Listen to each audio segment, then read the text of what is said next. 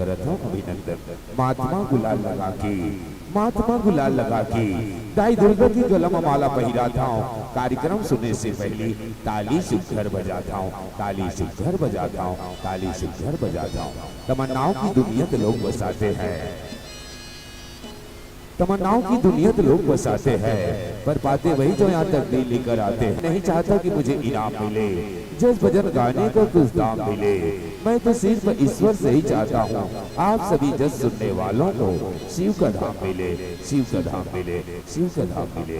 सावन के महीने में पानी की तंगी, करोड़ों महल है दाने की तंगी, करोड़ों भिखारी है दाने की तंगी, बुद्धिमान है ज्ञानी की तंगी।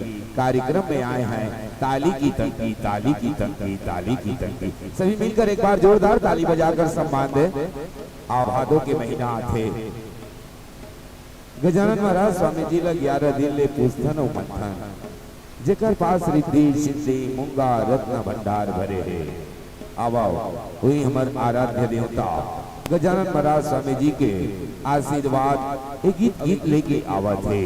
हमारे छत्तीसगढ़ के बहुत सुंदर सुपर सुपर लाई के सुमधुर गायक भाई भुवनेश्वर जंगेल जी एक गीत के साथ आवा थे।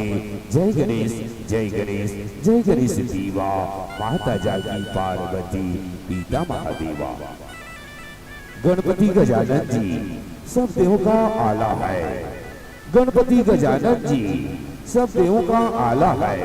होती है प्रथम पूजा एकदम निराला है, ऋषि मुनि साधु संतों को कष्टों में पाला है।